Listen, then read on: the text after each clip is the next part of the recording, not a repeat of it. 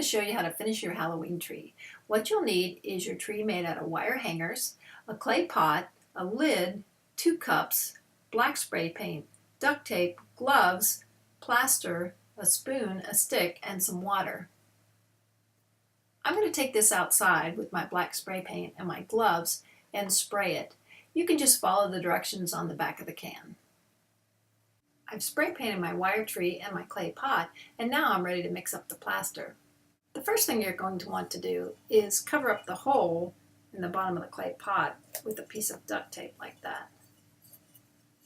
That way, when you pour the plaster in, it'll stay on the pot. Then you can put it on your plastic lid. To mix up the plaster, just pour about a half a cup of water in. Then just add your plaster.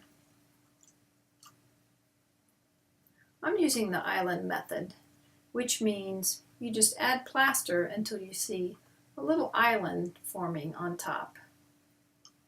And when you see that island, you'll know it's time to stir the plaster.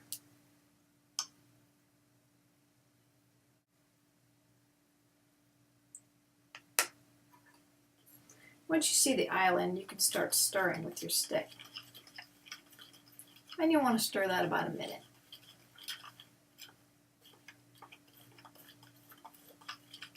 You want to make sure the plaster is well mixed.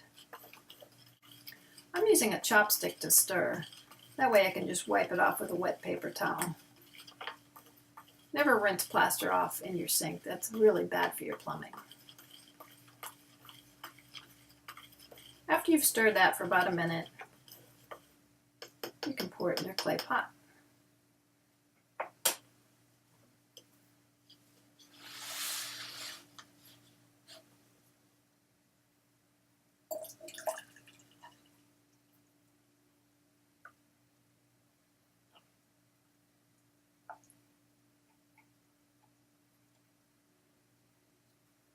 Once that plaster is set, you're ready to add your tree and the rest of the plaster. I've already mixed some up, so what I'm going to do is just put the tree in the pot and pour in my plaster.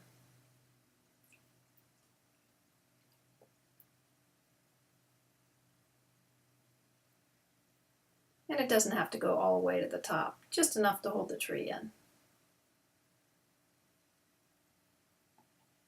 Now, ideally, you could put this next to something to prop it up, so you won't have to hold it the whole time while it sets.